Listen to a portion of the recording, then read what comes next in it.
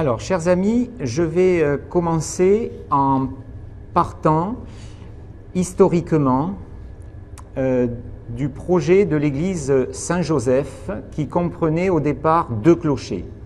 Ce projet a été modifié en 1866 avec un seul clocher pour obtenir l'église que l'on connaît actuellement et qui a été inaugurée en 1873. Cela donnait naissance à la paroisse Saint-Joseph. Et parmi les différents curés, l'abbé Bissière est le 11e de la liste. Certains s'en souviennent. J'ai accueilli chacune et chacun qui est venu ce soir et plusieurs l'ont connu avec des anecdotes. Certains s'en souviennent, d'autres par contre ne l'ont pas connu et connaissent peut-être simplement le nom d'une rue qui porte son nom, la rue René Bissière. Cette rue René Bissière le nom de cette rue a été voté par délibération en 2010 par le conseil municipal. Ça a été un vote à l'unanimité. Et je vais retracer donc sa vie et son œuvre avec tout le respect sur sa personne et ses idées philosophiques, éthiques, politiques, même si nous ne les partageons pas forcément toutes, évidemment. C'est un homme exceptionnel, vous allez le voir pour celles et ceux qui ne le connaissaient pas forcément, un homme extraordinaire qui mérite tout le respect et qui mérite qu'on s'y attarde. Alors, c'est un homme, donc vous voyez ici un dessin de l'abbé Bissière. C'est un homme d'église, mais c'est aussi un philosophe, un intellectuel, agrégé de philosophie, ancien élève de l'école normale supérieure rue d'Ulm, docteur d'État, docteur de l'Institut catholique de Toulouse. Il a eu également, pour le récompenser de tous ses travaux, la médaille du Saint-Père, également chevalier des Palmes académiques. Donc c'est quelqu'un qui a eu une reconnaissance, mais comme il était un petit peu particulier, il n'a pas forcément eu toujours toutes les reconnaissances, on va le voir. Alors d'abord, son enfance et ses études.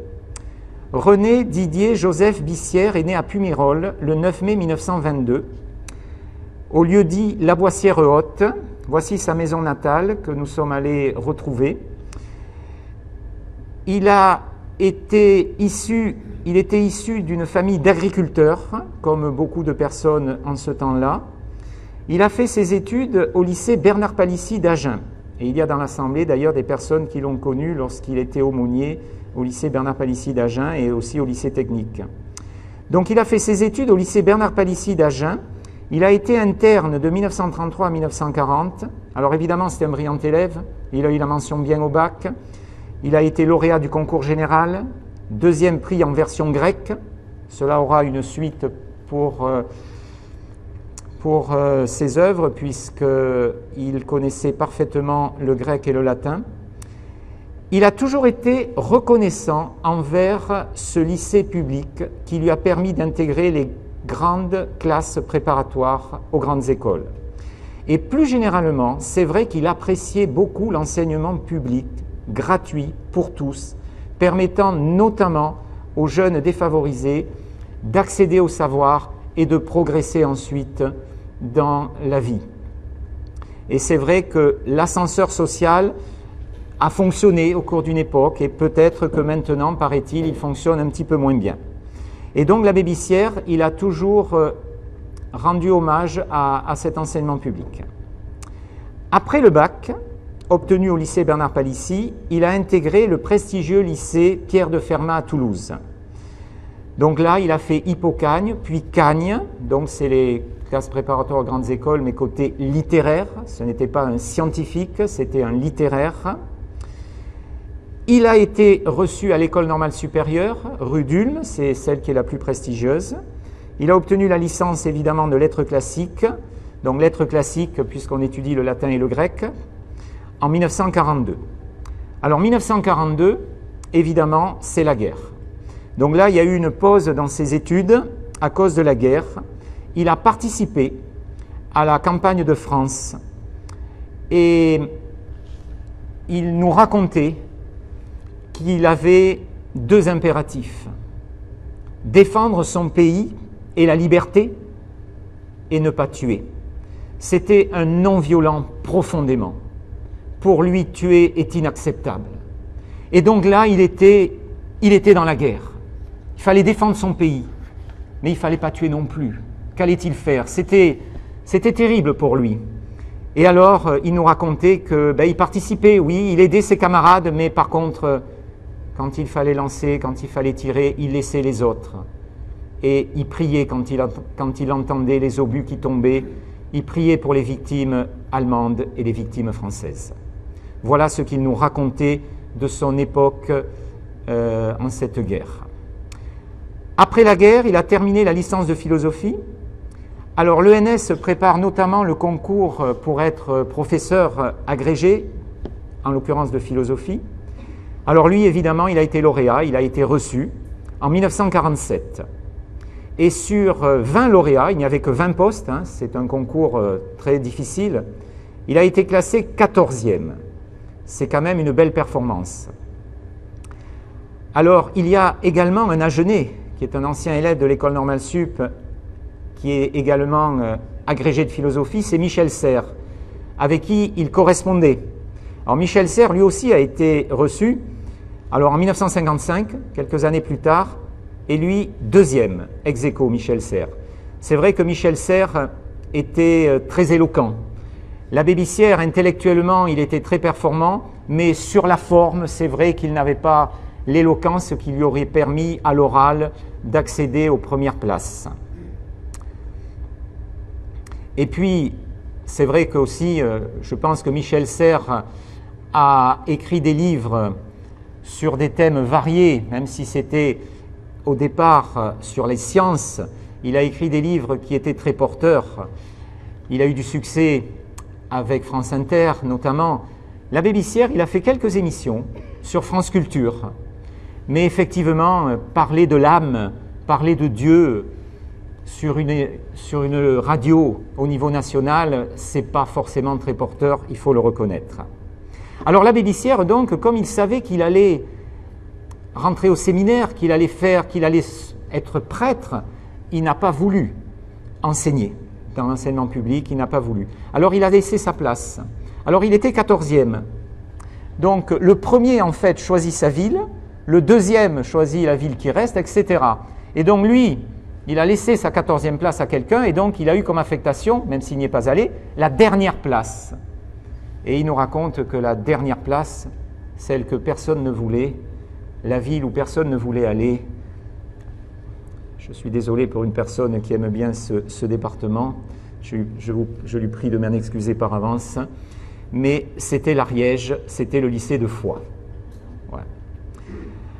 Alors ensuite, donc il est rentré au séminaire, donc là je vais parler du fait qu'il a été prêtre. Il a été ordonné prêtre en 1950 et pendant toute sa vie, il a voulu être entièrement dans l'Église catholique et respecter l'autorité du pape. Mais vous verrez des fois un petit peu à sa manière. Il a voulu respecter l'autorité du pape en tant que successeur de l'apôtre Pierre. Jésus a dit à Pierre, « Tu es Pierre et sur cette pierre je bâtirai mon Église ».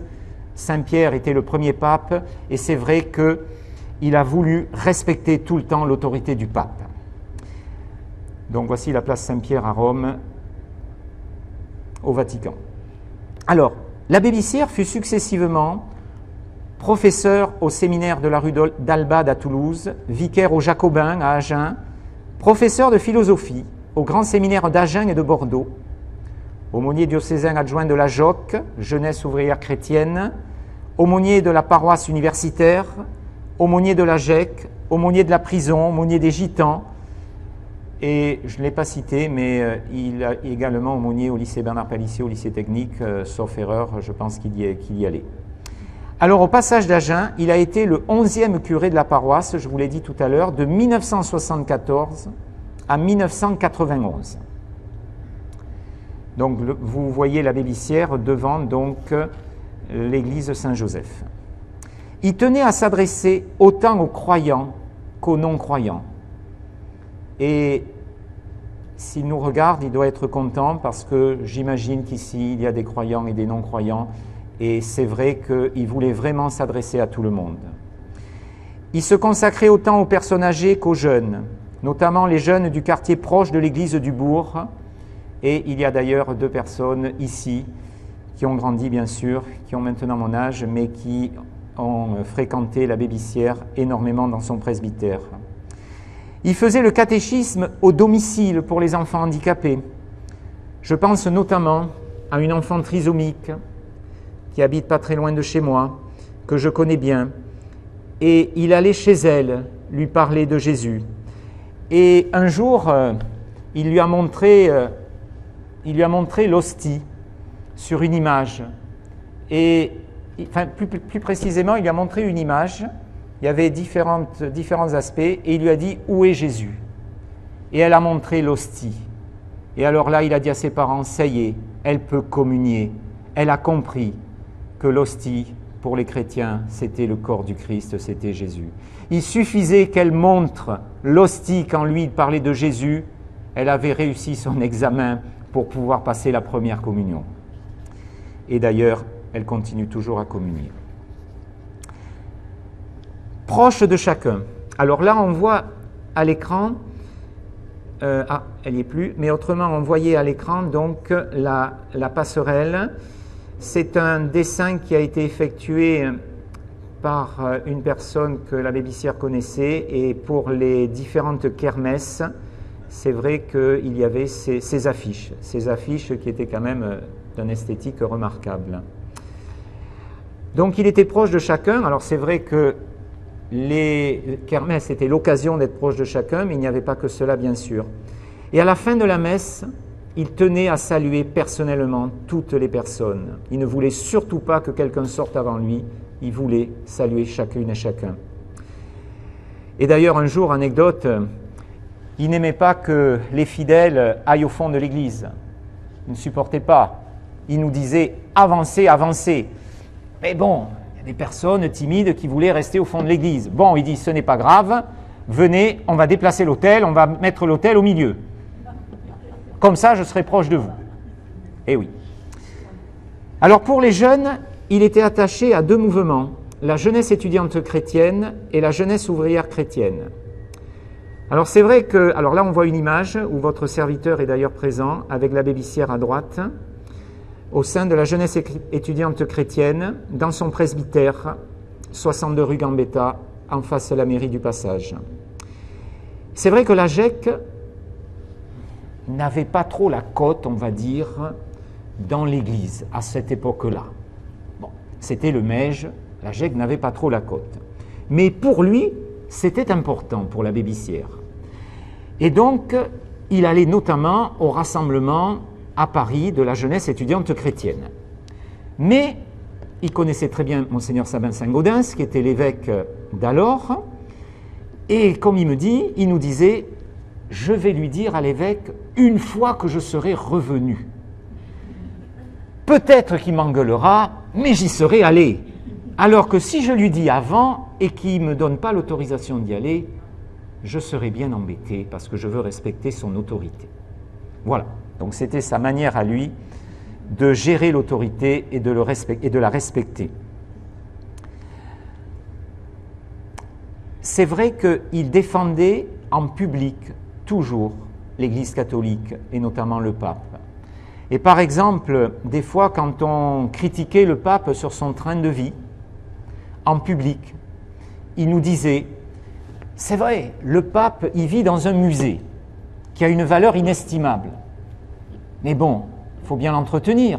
C'est l'histoire de l'humanité, c'est l'histoire du christianisme. » Bon, après, en privé, il émettait effectivement des petites réserves car il aimait que les personnes soient très proches des pauvres et donc il pouvait émettre des petites réserves en privé, mais jamais en public parce qu'il ne voulait pas donner, il ne voulait pas atteindre à l'image de l'Église. L'abbé Bissière était politiquement inclassable. Il était politiquement inclassable. Il était, c'est vrai, de sensibilité de gauche, mais il avait des fois des idées qui étaient un petit peu différentes sur certains points. On en parlera peut-être tout à l'heure, hein, quoique je peux le dire de suite. C'est vrai que, par exemple, il était défenseur du droit à la vie, c'est-à-dire contre l'avortement. Alors c'est vrai qu'il reprenait une position de l'Église catholique, mais politiquement, ce n'est pas forcément à gauche qu'on défend cette position-là. Et lui, il osait la défendre d'une manière très claire. Alors, c'était un homme qui était capable de bousculer les procédures administratives. Ce n'était pas un homme administratif, c'était un homme de cœur. Il était prêt à tout, même si cela ne respectait pas les protocoles en vigueur. Un exemple, un couple arrive avec un bébé dans les bras. Monsieur l'abbé, on s'en va, alors je ne sais plus où, dans quel pays, etc. Est-ce que vous pourriez, ce soir, nous baptiser notre enfant? Il me dit, je ne pouvais pas refuser. S'il lui arrive quelque chose, je m'en voudrais toute ma vie. Donc il l'a baptisé de suite, sur le champ. Voilà. Il agissait selon sa conscience. Un autre exemple, un homme musulman qui souhaitait être baptisé. Et cet homme musulman avait conscience que si sa famille le savait, il risquait la mort. Et donc, qu'est-ce qui s'est passé? Eh bien, un jour de semaine, une après-midi, incognito, en réunissant le minimum de personnes nécessaires, en fermant l'église à clé, il a baptisé cette personne-là. Ce n'est pas très classique, mais il était prêt à le faire. C'était sa personnalité. Sur son engagement de prêtre, lorsqu'on lui parlait du mariage des prêtres, voilà ce qu'il disait. Il disait, moi, je me suis engagé dans le célibat et la chasteté. Respecter mon engagement, il est hors de question que l'on m'autorise à y déroger.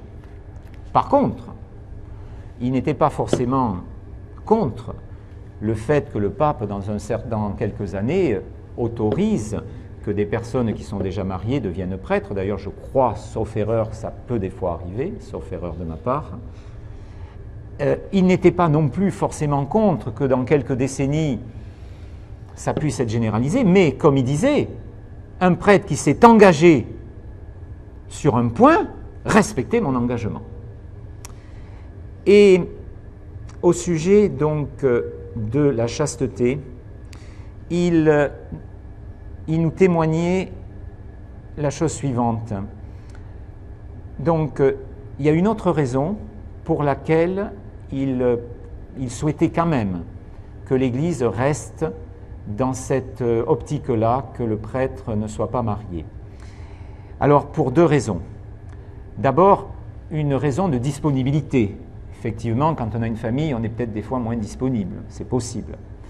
Et une deuxième raison, qui est un peu particulière, il nous disait le fait qu'un prêtre respecte la chasteté, ça montre à des personnes qui ne peuvent pas avoir de relations sexuelles qu'on peut vivre sans relations sexuelles. C'est un témoignage en disant, voyez, c'est possible. Alors évidemment, il citait notamment, mais là aussi il citait notamment le cas de l'homosexualité où il reprenait la position de l'Église et donc il conseillait à ceux justement qui étaient dans cette optique-là, dans cette voie-là, la chasteté en disant, voyez, moi prêtre, je peux, j'en suis capable, et respecter un homme, une femme pour la vie, c'était sa position, il défendait la position de l'Église, mais il y croyait dur comme fer. Là, c'est des positions sur la morale, vraiment il y croyait, c'était un peu le sens de sa vie. Il tenait à être irréprochable sur tout point. Il cherchait la sainteté en disant que tout homme est appelé à être saint. Et un jour, il a été agressé sexuellement quand il était aux classes préparatoires. Il utilisait le mot viol. Et pour lui, ça a été une grande blessure dans sa vie. Je n'ose pas imaginer sa réaction s'il avait su les actes pédophiles dans l'Église catholique. Je pense que, au-delà de son imagination la plus noire, il n'aurait jamais pu penser que ça puisse exister. Et d'ailleurs, on n'en avait jamais parlé, mais à l'époque, ce n'était pas d'actualité, on n'en parlait pas. Mais c'est quelque chose qui aurait été vraiment en dehors de tout ce qu'il aurait pu penser. Alors, c'était un homme proche de chacune et chacun. Il recevait les sans-abri dans son presbytère, 62 rue Gambetta, en face de l'église. C'est vrai que ça faisait jaser. Les personnes, des fois, n'aimaient pas trop, effectivement, mais il y tenait. Et il refusait qu'un sans-abri fasse la manche à la sortie de son église. Il demandait aux fidèles de ne pas donner un franc à ceux qui, par hasard, se seraient hasardés à faire la manche devant son église, mais le connaissant, en général, il n'y avait jamais de personne qui quêtait aux portes de son église, parce qu'il disait: ce n'est pas vous qui allez, ils vont boire avec cet argent, ce n'est pas vous qui allez être embêtés ce soir, parce que moi je les accueille le soir, alors donnez-moi un casse-croûte, je leur donnerai à manger, là il n'y a pas de souci. Vous voyez, c'était un homme très cohérent, très pragmatique. Il s'occupait des gitans aussi. Je me rappelle que ma maman l'amenait voir les gitans, notamment à Villeneuve-sur-Lot. Et à la fin du mois, s'il lui restait quelques francs, il le donnait soit aux pauvres, soit à l'Église catholique ou à des mouvements d'Église catholique comme par exemple le CCFD, le Comité catholique contre la faim et pour le développement. Il ne voulait pas qu'il lui reste quelque chose, une somme d'argent à la fin du mois. Et à la fin de sa vie, au presbytère de Boé, gracieusement prêté par son ami monsieur le maire Guy Saint-Martin, il nous disait avec les larmes aux yeux: à la fin du mois, je ne peux pas donner un franc, c'est moi qui n'en ai pas pour finir le mois. Bon, on était quand même de nombreux amis à l'aider, bien sûr, mais voilà, ça a été pour moi aussi un moment fort, ce témoignage. Cet homme qui a tout donné et qui, au soir de sa vie, donc, a connu la solitude un petit peu, a connu la difficulté. Et donc c'est vrai qu'il remerciait Guy Saint-Martin quand même, parce que Guy Saint-Martin l'aidait beaucoup. Alors sur la forme, l'abbé Bissière n'était pas dans le coup. Il était mal habillé, maladroit souvent. Alors par exemple, on raconte qu'il faisait beaucoup d'autostop, ça c'est vrai, et qu'une fois dans l'autostop, quelqu'un avec une grosse cylindrée flambant neuf l'a pris. J'enjolive peut-être un petit peu l'histoire. Et donc l'abbé Bissière lui a demandé: je ne peux pas manger un petit peu? Mais oui, bien sûr, vous pouvez manger, il n'y a pas de souci. Il a ouvert sa boîte de sardines qui est tombée dans la voiture. Non, non, mais vous inquiétez pas. Il a dit: vous inquiétez pas. Non, non, non, j'ai une autre boîte de sardines. Hein, Voilà, c'était quelqu'un qui était un petit peu dans ses idées. Et c'est vrai qu'il était un peu déconnecté des fois de certaines contingences matérielles. Et en parlant de voiture, tout le monde qui l'a connu connaissait sa mythique 2 chevaux bleus. Il la conduisait d'une manière, comment dire, parfois dangereuse, mais il ne lui est rien arrivé. Le ciel le protégeait. Alors maintenant, je vais vous parler de ses homélies. Donc ces homélies, alors l'homélie, c'est le sermon que fait le prêtre lors de la messe. C'était un érudit qui connaissait la Bible en latin et en grec avant la traduction en français. Alors, je vais juste évoquer rapidement 2 homélies, celle de Noël et celle de Pâques. 2 moments forts dans l'Église catholique. Alors, pour celle de Noël, il aimait donner une explication sur le fait que Jésus soit né dans une mangeoire. Parce que plusieurs lui demandaient: pourquoi quand même est-il né dans une mangeoire? Alors il nous répondait: je ne sais pas exactement, je n'ai pas de certitude, mais on peut imaginer, comme dans ces régions-là, les hôtels, c'était souvent des grandes salles où tout le monde était, où il y avait de la promiscuité, tout le monde s'allongeait, des fois par terre pour dormir, etc. Il imagine que le gérant de cet hôtel a peut-être dit à Joseph et Marie, les parents de Jésus, « Venez un petit peu à l'écart, vous allez être tranquilles pour accoucher, pour donner naissance à votre fils premier-né. Il y a une petite étable avec des animaux, vous allez être bien. » Voilà, c'était une hypothèse qu'il formulait. Et pour Pâques, alors là, pour Pâques, c'est un moment fort de l'Église catholique, puisque c'est le moment où on fête la résurrection du Christ. Parce que autant le personnage historique de Jésus est unanimement reconnu par tous les historiens, autant le fait que Jésus soit ressuscité n'est pas reconnu par tout le monde, bien sûr, c'est la foi des chrétiens. Et donc, pour Pâques, il savait très bien qu'il y avait des personnes qui venaient dans cette église alors qu'ils ne venaient pas d'habitude. Des personnes qui ne pratiquent pas vont quand même des fois, au moins une fois par an, pour Pâques. Et alors là, il voulait leur expliquer pourquoi Jésus était ressuscité. Alors il leur disait, « Voulez-vous une lettre en direct de quelqu'un qui a vu Jésus ressuscité? Nous avons cette lettre, voulez-vous que je vous la montre, que je vous la lise, avec sa signature ?» Alors, il nous lisait cette lettre qu'il avait en direct. C'est la lettre de saint Paul, apôtre, qui disait, et je vais vous expliquer, l'explication de l'abbé Bissière, pourquoi il y avait la signature de Paul. Et donc, il nous lisait ce court extrait de cette lettre de Paul. « Je vous rappelle que l'évangile que je vous ai annoncé, que vous avez reçu, dans lequel vous demeurez ferme, par lequel aussi vous êtes sauvés, si vous retenez en quels termes je vous l'ai annoncé, sinon vous avez cru en vain. Je vous ai transmis en premier lieu ce que j'avais moi-même reçu. Le Christ est mort pour nos péchés conformément aux Écritures. Il fut mis au tombeau, il ressuscita le 3e jour conformément aux Écritures. Il apparut à Pierre, puis aux 11. Ensuite, il est apparu à plus de 500 frères à la fois. La plupart d'entre eux vivent encore, quelques-uns sont morts. Ensuite, il apparut à Jacques, puis à tous les apôtres. Et en tout dernier lieu, il m'est apparu aussi à moi comme à l'avorton, car je suis le moindre des apôtres, moi qui ne suis pas digne d'être appelé apôtre, parce que j'ai persécuté l'Église de Dieu.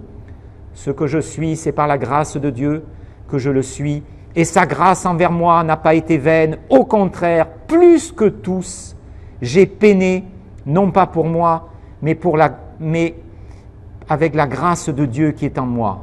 Alors soit moi, soit eux, voilà ce que nous annonçons et voilà ce que vous avez cru. » Alors l'abbé Bissière nous disait, dans cette lettre, il y a la signature de Paul. Pourquoi? Si quelqu'un avait voulu inventer cette lettre, personne aurait osé faire dire à Paul qu'il est l'avorton, le dernier des apôtres, parce que Paul était reconnu parmi les chrétiens. Et personne n'aurait osé faire dire à Paul qu'il était plus que tous, parce que le premier, c'était Pierre, le premier apôtre. Et donc là, l'abbé Bissière, il dit vraiment, il n'y a que Paul, avec son tempérament, qui a été capable d'écrire cette lettre, donc nous avons une lettre en direct. Voici ce qu'il nous disait pour Pâques. Alors maintenant, je vais vous parler de l'occitan. Donc c'est vrai qu'il était très attaché à la culture locale. Alors la culture locale, pour lui, se déclinait, par exemple, dans la langue occitane. Et il a écrit certains de ses livres de philosophie dans la langue occitane. Il avait appris l'occitan à l'université, à l'ENS. Et le local se décline aussi dans le local au sujet de la commune. Et c'est vrai qu'il aimait bien dire la messe à la petite chapelle Notre-Dame de l'Assomption de Montbusque. Et voici une crèche vivante dont la messe avait été célébrée par l'abbé Bissière. Donc c'était sa manière à lui de faire vivre le local. Alors, ensuite, je vais vous parler de ses opinions politiques. Donc, je vous ai dit que sur ses opinions politiques, c'était un homme de gauche, mais un petit peu inclassable. Alors, notamment, il écrivait aux candidats à tous les candidats qui se présentaient aux élections.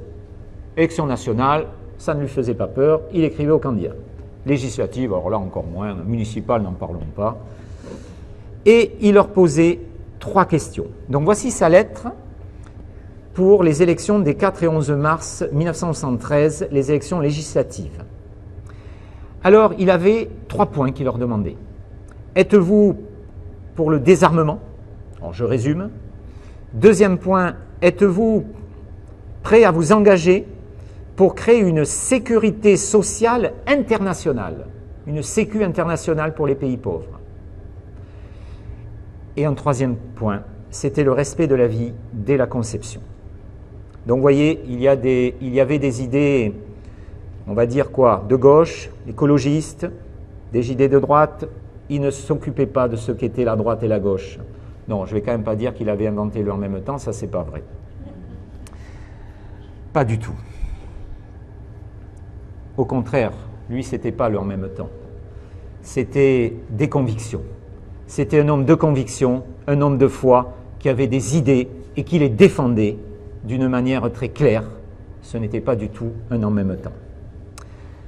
Et maintenant, son œuvre philosophique. Alors, l'abbé Bissière a écrit les livres dans un langage simple. Alors, j'explique quand même. J'ai lu certains de ses livres, notamment sur l'âme. Ils sont, objectivement, ils sont simples à lire. Ça m'a d'ailleurs été très utile pour mon épreuve du bac. Bon, l'examinateur ne connaissant pas l'abbé Bissière, il ne savait pas que je reproduisais certaines idées de l'abbé Bissière. Il n'y avait pas de souci de ce côté-là, je ne m'inquiétais pas. Les livres sur l'âme sont simples à lire. Et malgré cela, il a eu des diplômes de doctorat d'État, doctorat de l'Institut catholique de Toulouse, même si ses pairs lui reprochaient de ne pas utiliser tout le temps le jargon philosophique. Il voulait mettre la philosophie à la portée de chacune et de chacun. Alors après, c'est un avis personnel, je pense que ces livres, du moins pour moi, votre humble serviteur, les livres sur Dieu, sur Jésus, j'avoue que là, il m'a perdu temps complètement, je n'arrive pas à suivre. Ça me paraît très compliqué et je trouve qu'il y a un peu de jargon théologique, je n'y arrive pas. Mais sur les livres sur l'âme, honnêtement, c'est très simple.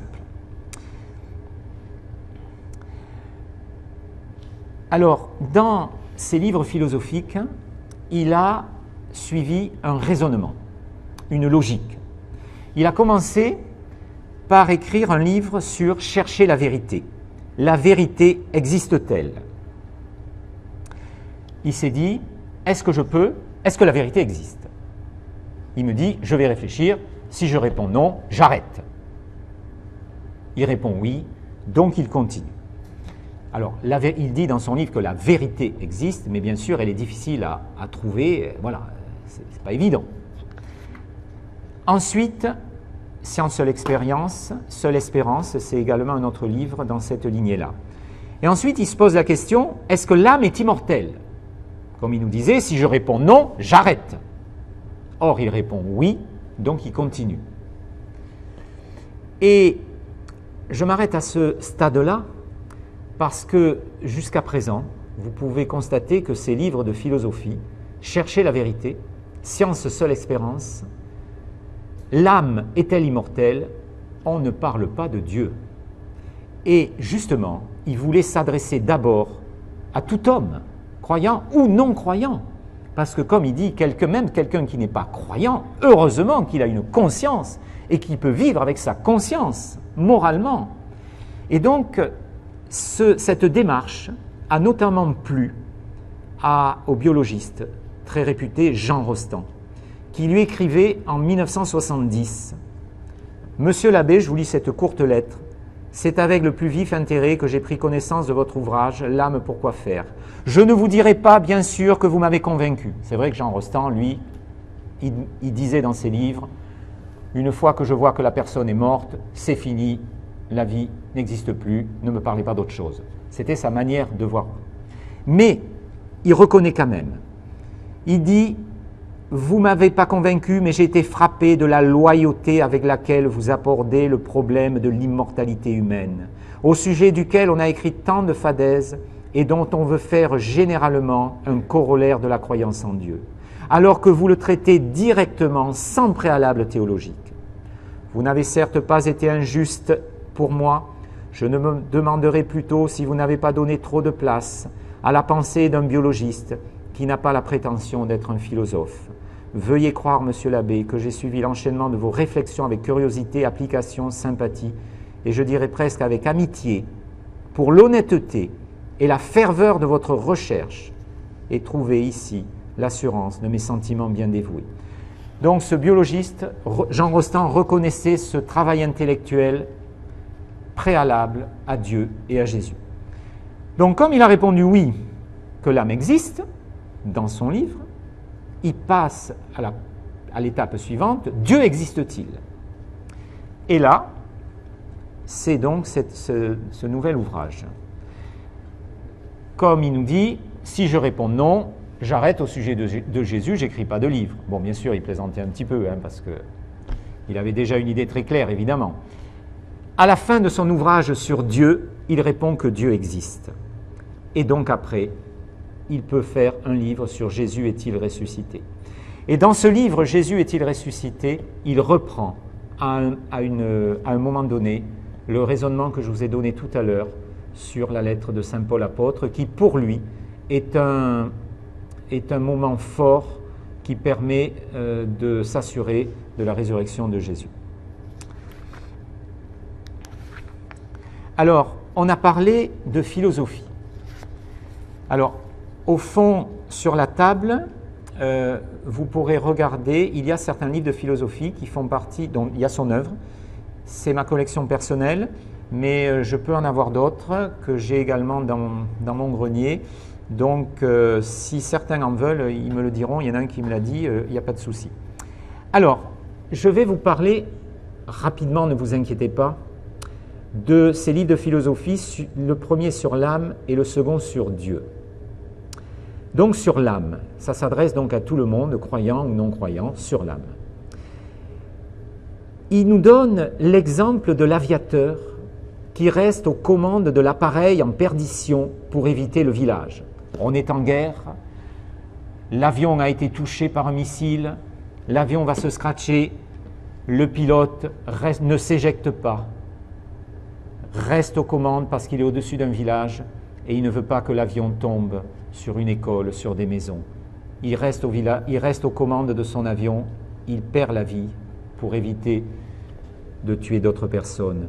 Et donc il dit, il fait le sacrifice de sa vie. C'est automatique. N'empêche que quand il a appris le règlement, il a compris qu'il fallait le faire, et au dernier moment, il l'a fait. Il a compris et expérimenté que le devoir est un absolu qui passe avant tout, avant son corps, avant sa vie.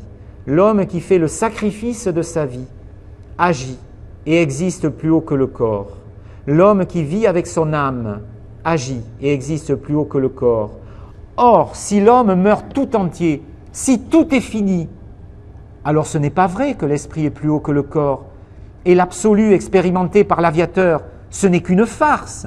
Et il serait fou de risquer sa vie. Non, l'homme ne meurt pas tout entier, son âme est immortelle. Voilà, ça c'est l'idée de sa thèse de doctorat sur l'âme est-elle immortelle. Ensuite, sur Dieu. Donc je vous ai expliqué que là, par contre, je n'ai pas lu le livre sur Dieu en entier parce que je n'y suis pas arrivé. Il a repris le raisonnement de Voltaire. L'univers m'embarrasse et je ne puis songer que cette horloge existe et n'est pas d'horloger. Alors le raisonnement de l'abbé Bissière est le suivant. Il dit finalement, s'il existe un seul grain de poussière pour de bon, alors depuis toujours quelque chose existe. Car si à un moment donné il n'y avait rien eu, encore maintenant il n'y aurait rien. Mais il y a au moins un grain de poussière, il y a plus que ça bien sûr. Et c'est quelque chose de formidable. Qu'est-ce qui le fait exister ce grain de poussière? Lui-même, tout seul? Alors il serait Dieu, infini. Et ce n'est pas un autre grain de poussière qui pouvait le tirer du néant. Le moindre grain de poussière n'exige pas moins Dieu lui-même, l'unique, de lui-même existant, infini, devant qui tout n'est rien, puisque tout vient de lui, sans rien lui ajouter, sans qu'il ait besoin de rien. Voilà, donc ça c'était ce qu'il expliquait en parlant de ce livre sur Dieu Lux Inutile, et je voulais donc vous expliquer ces deux points importants de son raisonnement philosophique. Alors, l'abbé Bissière est mort à Agen le 10 juillet 2000. Alors lui, qui n'était pas très rigoureux des fois sur la forme, il y a un petit clin d'œil, on le voit pas de là, mais sur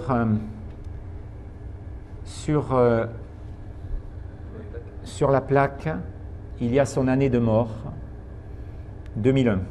C'est une erreur, c'est 2000. Mais bon, ça c'est un petit clin d'œil à l'abbé Bissière qui des fois disait un mot pour l'autre ou des fois pouvait se tromper un petit peu.